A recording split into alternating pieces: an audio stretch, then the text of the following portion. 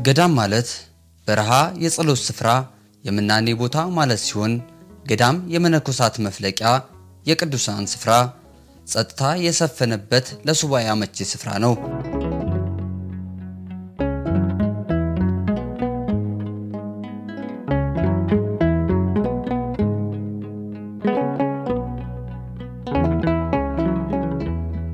የሰሜን ሸዋ ሀገረ ስብከት የብዙ ጥንታዊና ታሪካዊ ገዳማት መገኛ ስትሆን ከነዚህ ገዳማት መካከል አንዱ የደብረ ከርቤ ዳግማዊ ጎልጎታ ገዳም ነው።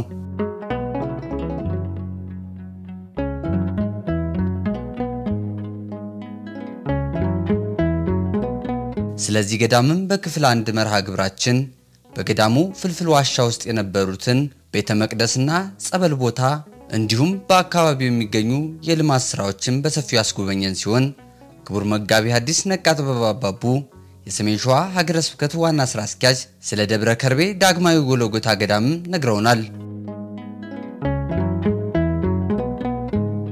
የኢትዮጵያ ኦርቶዶክስ ተዋሕዶ ቤተክርስቲያን ገዳማትን አክብራ ገዳማትን ጠብቃ ለሀገር የሚጸልዩ አበውና እማትን ለቤተክርስቲያን ህይወት መኖር አጣፋጭ ሆኑትን የአባቶቻችን ክብረ ምንኩስና በመጠበቅ ገዳማትን አስጠብቃ በመኖር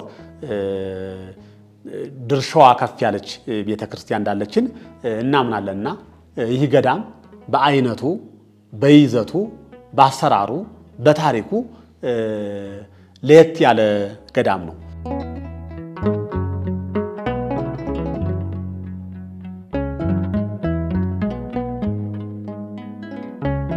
ይሄንን ገዳም ከሌሎች ገዳማት ልዩ የሚያደርገው አንደኛ ገዳሙ የተመሰረተው ገደላማ ስፍራ ላይ ነው።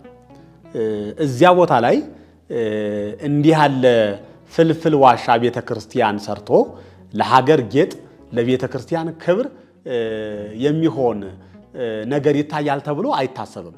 ሲታይ ገደል ነው፣ ሲታይ ጭንጫ ነው፣ ሲታይ ለመቆም እንኳን ዳገቱን ወጥቶ ቁልቁለቱን ወርዶ ነገሮችን ለማየት እንኳን የሚያስፈራ ነው። ግን እዚያ ላይ የሚደንቅ የእግዚአብሔር ስራ የተሰራበት የሚደንቅ የእግዚአብሔር ኃይል የታየበት የእግዚአብሔር ክብር የተገለጠበት ቦታ ነው ብለን መውሰድ እንችላለን። ለካ የሰው ልጅ ከሰራ የማይሰራ ምንም ነገር የለም ተብሎ ለዓለምም ለሀገርም ለመንፈሳዊ ህይወትም ሰው አይምሮን ከተጠቀመ ሰው እግዚአብሔርን ካስቀደመ የትኛውም አይነት ለሰው ልጆች መጠቀሚያ መሆን እንደሚችል ያሳየ ገዳም ነው ብዬ መውሰድ ይችላል። እንግዲህ ገዳሙ ሌላው ልዩ የሚያደርገው እጅግ የሚገርም ፈዋሽ ጸበል አዳኝ ጸበል ከፍልፍል ዋሻ ውስጥ የሚፈልቅ ሲያዩት እጅግ የሚገርም ከዚያ ውስጥ የማይጠበቅ ጸበል ነው የምናገኘውና እንግዲህ በዚህ ጸበልም ደግሞ የታመሙ ይፈወሳሉ፣ ልጅ ያጡ ልጅ ያገኛሉ፣ በረከት ያጡ በረከት ያገኛሉ። መንፈሳዊ በረከት ሽተው የሚሄዱ ሁሉ በመንፈሳዊ በረከት ተጎብኝተው የሚመለሱበት አስደናቂ ገዳም፣ አስደናቂ ጸበል፣ አስደናቂ ገብረ ተአምራት ወመንክራት የሚፈጸምበት ቦታ መሆኑን በዚህ አጋጣሚ መጠቆም እንፈልጋለን።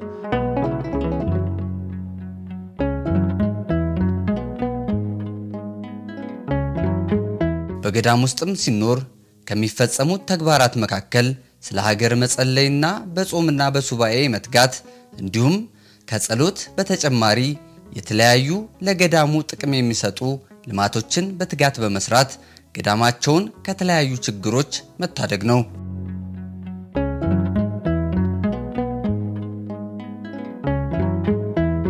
ለዛሬ ወደናንተ የምናደርሰው በደብረ ከርቤ ዳግማዊ ጎልጎታ ገዳም በገዳማውያን አጠራር ሞፈር ቤት የሚባለው ወይም የልማት ማስፋፊያ ቦታ እንመለከታለን።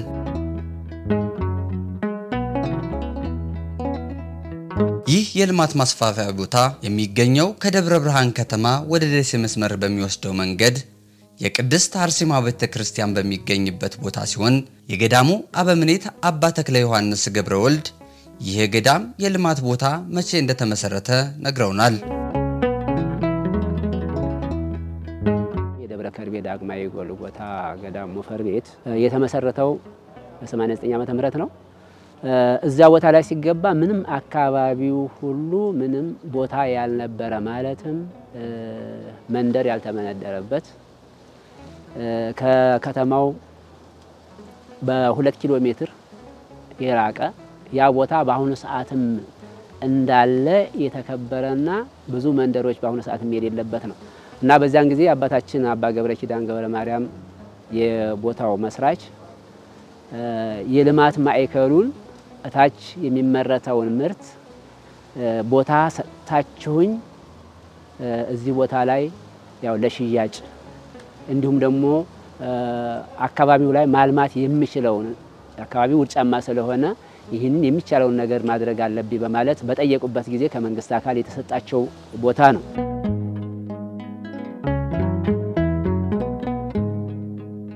ከተመሰረተ በኋላም በዚህ ቦታም የተወሰኑ አርድእት ማህበረ መነኮሳት መጥተው የልማት ስራዎችን ይሰሩ እንደነበርና በዚህም ቦታ የጸሎት ቤት እንደነበራቸው ለገዳማውያንና ለምእመናኑ በማሰብ በ2000 ዓመተ ምህረት የቅድስት አርሴማ የመቃኞ ቤተ መቅደስ እንደተሰራና አዲሱም ቤተ መቅደስ በ2015 መስራቱን ነግረውናል።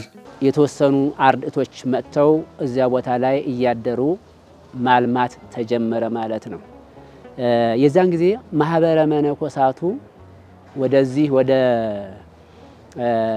ሞፈር ቤቱ መጥቶ የሚያድርበት የዛ ጊዜ ስራ ቦታ ቤት ተጀመረና በቤቱ እያደሩ እዚያ አካባቢ ላይ ያለውን አጥሩን ልማቱን እያለሙ መሄድ ጀመሩ። በዚያን ጊዜ የጸሎት ቤት ነበረ።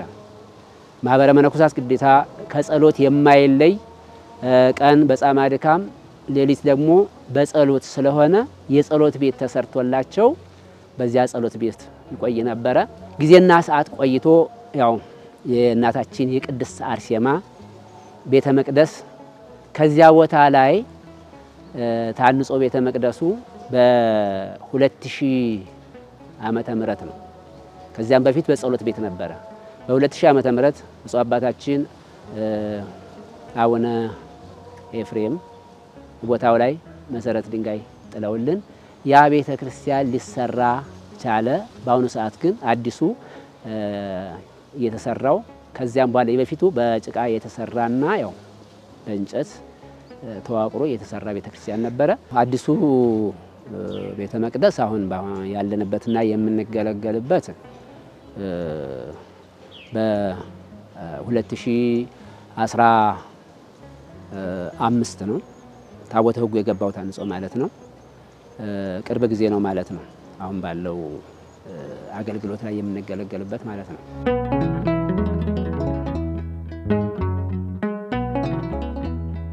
በገዳም ውስጥ በብሕትውና ሕይወት የሚኖሩ ገዳማውያን እንዲሁም መናንያን ገዳሙን ለመርዳትና የዕለት ምግባቸውን ለቁመተ ሥጋ ለማግኘትም በተለያዩ ስራዎች ተሰማርተው እንደሚሰሩም ነግረውናል።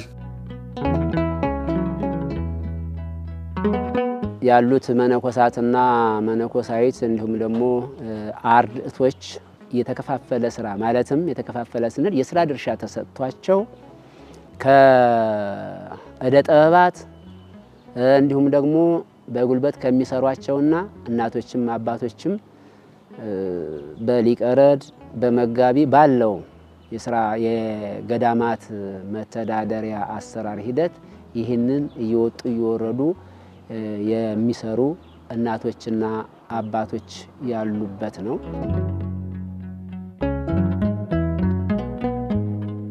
በዚህ ገዳም የተለያዩ የልማት ስራዎች የሚገኙ ሲሆን ከነዚህ መካከልም በገዳሙ አካባቢ ትምህርት ቤት በመስራትና በማከራየት ትውልድን በመቅረጽና ገቢውንም ለገዳሙ ከማስገኘት አንፃር እየተሰራና ወደፊትም ለማሳደግ መታሰቡን ገልጸው በአባ ገብረ ኪዳን አማካኝነት በጎ ስራን ለመስራት ህፃናትን በመሰብሰብ የተራቡትን በማብላት የተጠሙትን በማጠጣት በመርዳት በዋናው ገዳም ተመስርቶ እንደነበርም ነግረውናል።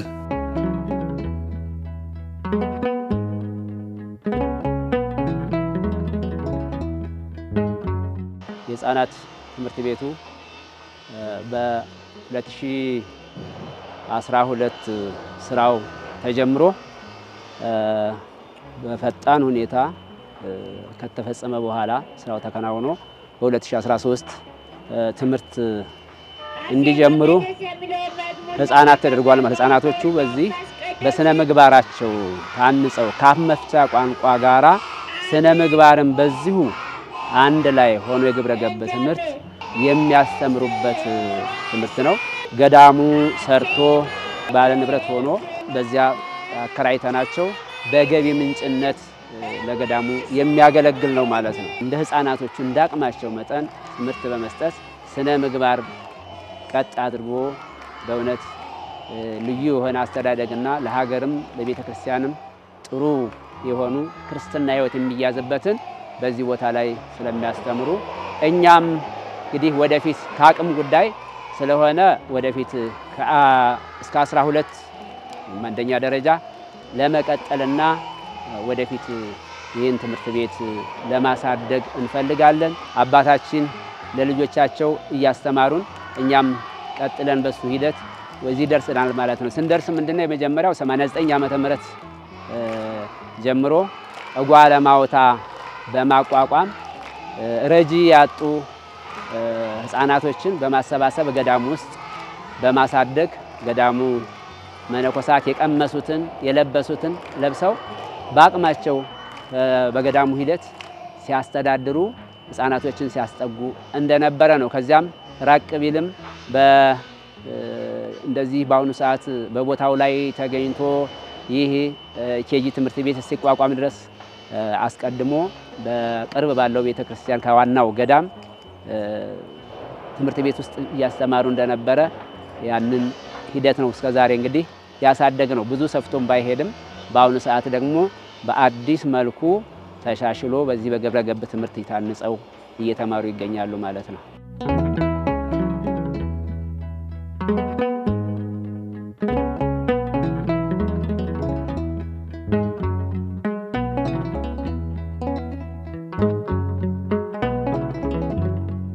ለገዳማውያኑም የተለያዩ ጥቅሞችን የሚያስገኙ ልማቶችን በመናንያኑ የሚሰሩ ሲሆኑ ከብቶችን የማድለብ ስራና እንዲሁም የወተት ሀብት ልማት አንዱ የልማት ተግባራቸው ነው።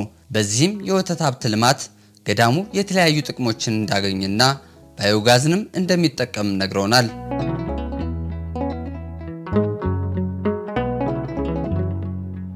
እና የወተት ሀብት ልማቱ የሚገኝበት እዚህ ቦታ ላይ ነው። እሱ ገና ያለ ነው። ላሞቹ እንግዲህ በዚህ አይነት ሁኔታ ያው ምርጥ ዝርያዎች ከዚህ አሉ። ያው ከማነሳቸው በስተቀር ማለት ነው። ተጨማሪ የሚያስፈልጋቸው በተሻለ ሁኔታ ቤቱ ተስፋፍቶ ብዙ እርባታውን ማስፋፋት እንዳለብን እናምንበታለን። ወተቱ ያው ለህዝቡ የሚዳረስበትን አሁን ለወተት ሀብት ልማት ለሚያሰባስቡ ማለት ነው ዞሮ ከዚህ መጥተው ጭነው ይሄዳሉ። በዚያን አይነት ነው የሽያጭ ሂደቱ የሚካሄደው ማለት ነው። እዚህም አላቢዎች አሉ።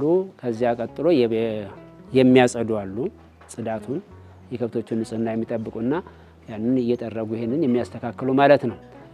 ሌሎችም እንግዲህ ከውጭ ደግሞ ያንን የበታቸውን ወደ ባዮጋዝ የሚሰራበታል ማለት ነው። ባዮጋዝ ለተለያዩ ለምግብ አገልግሎትም ቀደም ብለን ስናደርግ ነበር። በአሁኑ ሰዓት ያው በኤሌክትሪክ ሲስተም እየተጠቀምን ነው እንጂ ይሄንንም አገልግሎት ይሰጣል። ሌላው ደግሞ ያው ለማዳበሪያ ኮምፖስት ሆኖ በእርሻ ቦታዎች ላይ እንገለገልበታለን ማለት ነው። ከዚህም ጋር ተያይዞ የምርጥ በጎች እርባታ ስራም በገዳሙ የሚሰራና በአካባቢውም ለገዳማውያኑ አዝርዕት መዝሪያና ለከብቶችም መኖ መዝሪያ ቦታ እንዳለና እንደሚመረትበትም ገልጸዋል። ከዚሁ ጋር አሁንም ምን አለ የበጎች እርባታ ማድለብ አለ። በጥቂትም ቢሆን እያንዳንዱ አባታችን አባ ገብረ ኪዳን ገብረ ማርያም ሁሉን ስራዎች አካባቢን መስሎ ውጤቱ አናሳም ቢሆን ወደ ተሻለ ውጤት እስኪደረስ ድረስ ማህበረ መነኮሳቱ በቀን እየወጣ እየወረደ ሁሉም እያንዳንዳቸው በድርሻቸው ስራ እየሰሩ ከጸሎት ጋራ ድርሻቸውን መወጣት ስላለባቸው ይህ የሚደረግበት እንግዲህ ልማት ማዕከል ነው ማለት ነው። በዚህ በእናታችን ቅድስት አርሴማ ቤተ መቅደስ አካባቢ ያለው ይህ በጎች ልማት ጥሩ በሆነ ዝርያ አዋሴ በጎች ነው የሚባሉት ለብርድ ልብስ ፋብሪካ ጸጉራቸው ለዚያ ግባት የሚሆን ነው። ብዙ ጊዜም ተጠቅመናል። ዝርያቸው የተለየ እድገታቸው በጣም ፈጣንና ለሽያጭ አመቺ የሚሆን ሆኗል ማለት ነው። ለከብቶቹ መኖ የሚዘራበት እንደዚሁም ደግሞ ለገዳማውያኑ አዝርዕት መዝሪያም በታች በኩል አለ። ያሉት እንግዲህ እዚህ ያለው ማህበረ መነኮሳት ከዚህም ጋር እታችም ካለው ጋር አንድ ላይ ተዳምሮ ወደ 50 መነኮሳት ይገኛሉ። በሁለቱም ቦታ ላይ ማለት ነው። ልማት ማዕከሉ ወይም ሞፈር ቤቱ ከዋናው ገዳም ጋራ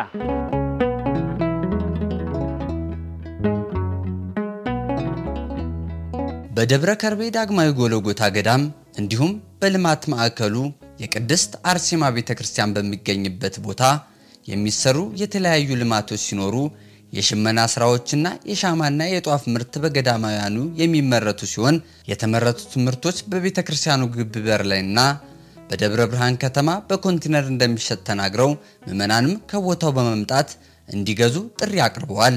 ልማት ማዕከሉ ከሚሸጡት ከዋናው ገዳም ዳግማዊ ጎልጎታ ገዳም ፍልፍል ዋሻዎች ካሉበት ሽመና ስራ አለ ባለ 4 መርገጫ። ከዚያ ካየነው ያ የሽመና ምርቱን መጥቶ በዚህ ከቤተክርስቲያኑ ቅጥር ባሉት ሽያጭ ላይ የሚውሉ አሉ። በከተማው ውስጥ ደግሞ አነስተኛ በኮንቴነር የተሰሩና ለገዳሙ ገቢ ምንጭነት የሚያገለግሉ በሽያጭ ደረጃ ማለት ነው። አሁን እነዚህ በቅደም ተከተል አሁን እየሰራንባቸው ነው። ወደፊትም ደግሞ በስፋት ለመስራት በተሻለ የሽመና መስሪያዎች ማለት ነው እንደ ተከዜ ገዳም እንደ ሐይቅ ገዳም በትልልቅ ማሽን ሁሉ የተለያዩ ልብሶችን መስራት የሚችሉ እነኚህን እንደው ምእመናን ቢራዱና ገዳሙ ራሱን ችሎ እንዲንቀሳቀስ ራሱን እንዲረዳ ይህንን ወደፊት እቅዳችንና ፍላጎታችን ነው አሁንም እየሰራንበት ያለው። ጧፍ ምናመርታቸው አሉ፣ ሻማ አለ፣ ማምረቻው አለ። እሱንም ደግሞ የምናየው ይሆናል ማለት ነው። በዚያም ስራ ላይ እንግዲህ በተሻለ ሁኔታ ላይ ማድረግ የሚገባንን በስፋት ጥሩ ምርት እናመርታለን ብለን እናሳስባለን። ምክንያቱም ዛሬ የቤተክርስቲያናችንን ምርቶች ንዋየ ቅድሳቱንም ሁሉ በተለያዩ ሃይማኖቱን በማይወክሉት ሰዎችም እየተመራና ለገቢ ምንጭ ብቻ እያደረጉት ነው። ስርዓቱን ጠብቆ በአምልኮት ውስጥ ያለ ደግሞ ገዳማትና አድባራት ይሄንን አምርተው መገኘት ያስፈልጋቸዋል። አሁን የጧፍና የሻማ ማምረቻው አለን። ያው በገዳሙ በስሙ ታሽጎ የሚያከፋፍለው አለ። ይሄንንም ህዝቡ ምእመናን እንዲያውቅልንና ከቦታው ላይ መጥቶ እየገዛ እንዲወስድ ከዚያ ቦታ ላይ በእውነት ግብአትን እንዲያገኝ ብለን ነው መልእክት የምናስተላልፈው።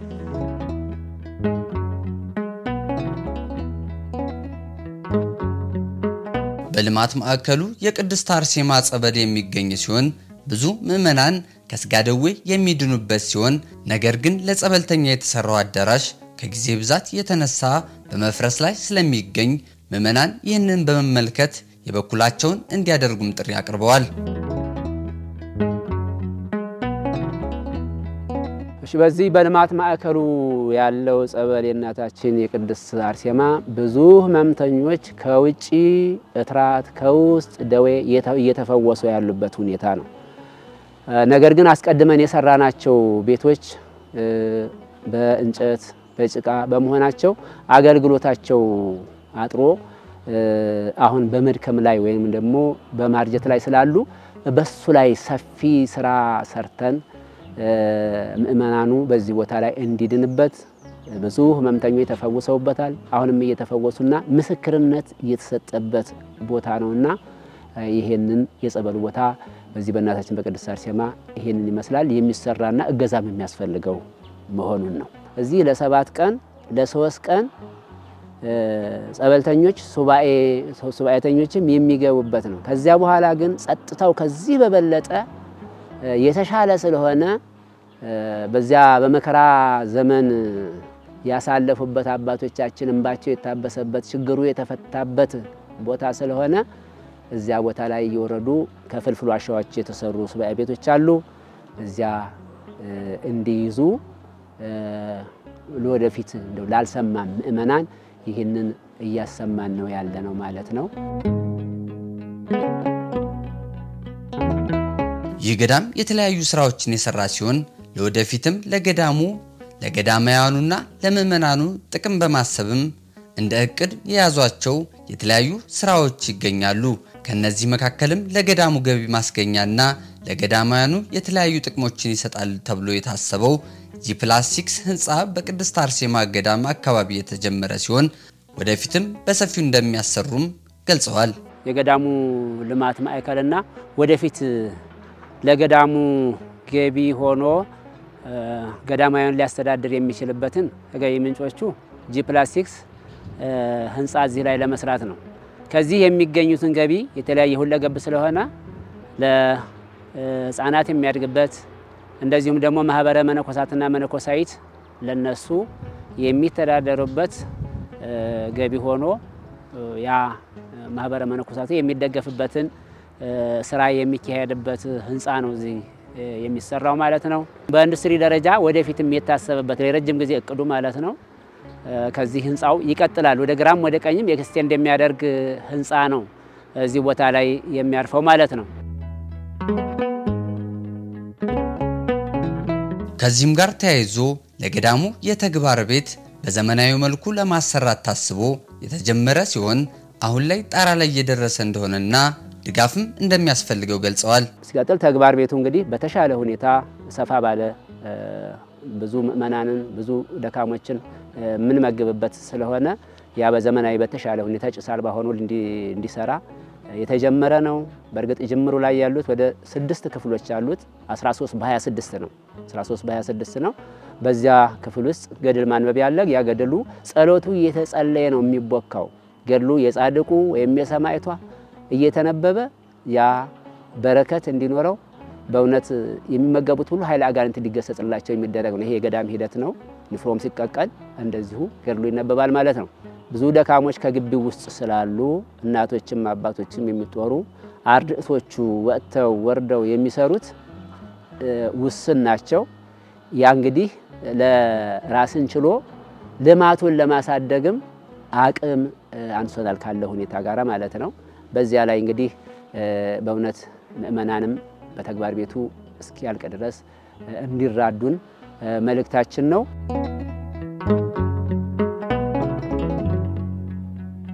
በተጨማሪም የቅድስት አርሴማ ቤተክርስቲያን ለደብረ ብርሃን ከተማ ቅርብ ስለሆነና ወጣቱን በስነ ምግባር ለማነጽ ታስቦ በገዳሙ ስም የሚገኘው ቦታ አትክልቶችን በማልማትና አካባቢውንም በማጽዳት ሥርዓተ ቤተክርስቲያን የሚያውቁበት የማንበቢያ ቦታና ቤተ መጻሕፍት ለመስራትም በእቅድ ላይ እንደሚገኝም ነግረውናል። በዚህች በከተማው አካባቢ ቅርብ ስለሆነ የቅድስት አርሴማ ቤተክርስቲያን ወጣቱ በስነ ምግባር ብልሽነት ብዙ እየተጎዳ ነው። ሀገርንም ራሱንም እየጎዳ ያለበት ሁኔታ አለ በሱስ ማለት ነው። ከዚያ ሱስ ለመላቀቅ ይችሉ ዘንድ በዚህ ሰፊ በሆነ ሜዳ ላይ ስነ ምህዳሩን በመጠበቅ ማለት ነው አጸዶች በመትከል ጎጆዎችን በመስራት እንደዚሁ በአሁኑ አጠራር ፓርክ እንደሚባለው ማለት ነው ወደዚህቹ ወደ ቅድስት ቤተክርስቲያኗ ፊታቸውን መልሰው ከታች ወደ ላይ ነው የሚታየው ማለት ነው። እዚህ ንስሐ ይወስዳሉ፣ በአባቶች ይመከራሉ። በዚያ በተዘጋጁት ቤተ መጻሕፍት ደግሞ ትምህርት እየተሰጣቸው የስብከት አጠር ብሎ የስብከት መጻሕፍቶችን እዚያ ቦታ ላይ ስለሚያገኙ መጥተው ከመጥፎ ስነ ምግባር ወደ መልካም ይለወጣሉ በማለት የወደፊት ፈጣን ራእያችንና የወደፊት ፈጣን እቅዳችን ይሄ ነው። ምክንያቱም ወጣቱ በስነ ምግባር ካልታነጸ ራሱም ይጠፋል፣ ለሀገርም ጥፋት ይሆናል፣ ለሰዎችም ጥፋት ስለሚሆን ይሄንን በዚህ መልኩ በጣም በሰፊው ልንሰራበት ያቀርነውና የምንለውጠው ነገሮች አሉ።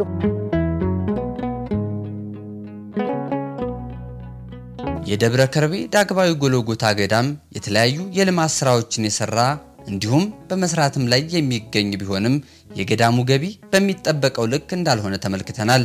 ስለሆነም በምን ምክንያት እንዳላደገም ጠይቀናል።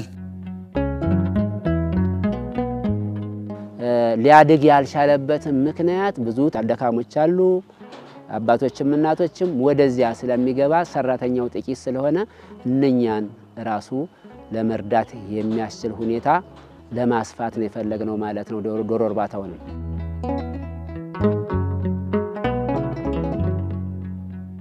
ይገዳም እስካሁን ድረስ የተደራጀ የገቢ ምንጭ የሌለው ስለሆነ የሰሜን ሸዋ ሀገረ ስብከት ልዩ ትኩረት በመስጠት መደገፍ በሚገባው እንደሚደግፍና ይህንንም የምትመለከቱ ለገዳሙ በአቅማችሁ እንድትደግፉ ሲሉ ጥሪ አቅርበዋል። እስካሁን ድረስ የተደራጀና የተቀናጀ የራሱ የሆነ የገቢ ምንጭ የለውም። ገዳማውያኑ ራሳቸውን እየደጎሙ ነው የሚኖሩት። እንዲሁም ደግሞ አንዳንድ የቤተክርስቲያን ልጆች በሚሰጧቸው የድጋፍ ራስን የማኖሪያ መንገድ ነው የሚኖሩትና አሁን ግን እንደው ገዳሙ መደገፍ ስላለበት ለቤተክርስቲያን የሚጠቅሙና ለሀገር የሚጠቅሙ አባቶች በዚያ ሆነው እንዲጸልዩ ነገሮችን ማመቻቸት ስለሚጠበቅብን ሀገረ ስብከታችንም ለዚያ ገዳም ልዩ ትኩረት በመስጠት መደገፍ በሚገባው መንገድ ሁሉ እንዲደገፍ እንዲደጎም የብፁዕ አባታችን አቡነ ቀሌምንጦስ በሳል አባታዊ መመሪያ እየታከለበት በመሆኑ ሀገራችን ላይ ባለው ወቅታዊ ሁኔታ ምክንያት ወደዚያ ገዳም ወርዶ ተሳልሞ ገዳማውያኑን የሚደግፍ የሚደጉም አካል እምብዛም ባለመኖሩ በዚህ ሚዲያ ይሄንን ገዳም የምትከታተሉ ገዳሙ ያለበት ሁኔታ ማወቅ የምትፈልጉ በሙሉ ለገዳሙ እጃችሁን በመዘርጋት ይሄንን ተአምረኛ ገዳም ይሄንን ታሪካዊ ገዳም ይሄንን አይን አይቶ ለማመን የሚከብድ ገዳም ጆሮ ሰምቶ ለማመን የሚከብድ ገዳም መታችሁ አይታችሁ ተሳልማችሁ መንፈሳዊ በረከትም አግኝታችሁ ገዳሙንም እንድትደግሙ በዚህ አጋጣሚ መንፈሳዊ ጥሪያችን ማስተላለፍ እንፈልጋለን።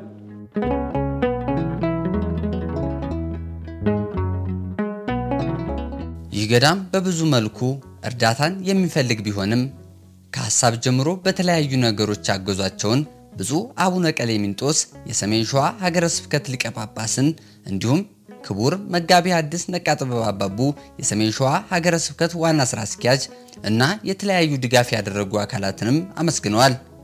ብፁዕ አባታችን አቡነ ቀሌምንጦስ በሚደረገው ስብሰባ ሁሉ ገዳማትንም ለብቻ በመጥራት በሚሰጡት አባታዊ ምክር ገዳማያን ሁሉ በእውነት ጸንተው የአባቶቻቸውን ፈለግ ተከትለው ቅድስናን ይዘው ድርሻቸውን ተወጥተው በእውነት እነ አቡነ ተክለ ሃይማኖትንና እነ አቡነ ገብረ መንፈስ ቅዱስን በምናኔ ሕይወት እንዲመስሉ የሚመክሩንን ብፁዕ አባታችንን ላመሰግን ወዳለሁኝ።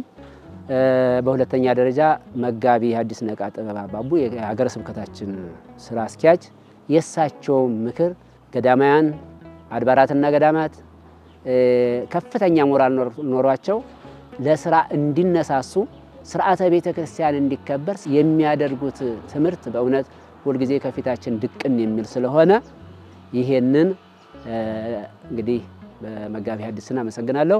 ሌላው በተጨማሪ መንገድ ከሌለ መሰረታዊ ፍላጎት መሰረታዊ መገናኛ ስለሆነ መንገዱ ላይ ባሁኑ በተሻለ ሁኔታ በእውነት አሰርቶልን ያለው የጣይቱ ክፍለ ከተማ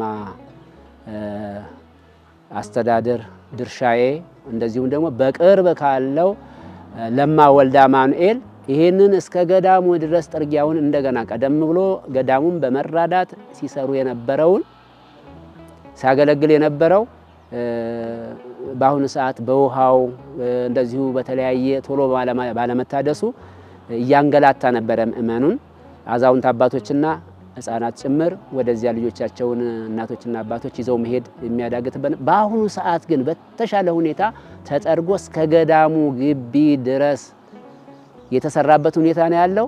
ይሄንን በእውነት ለማ ወልዳ ማኑኤልን ላመሰግን ፈልጋለሁ ማለት ነው።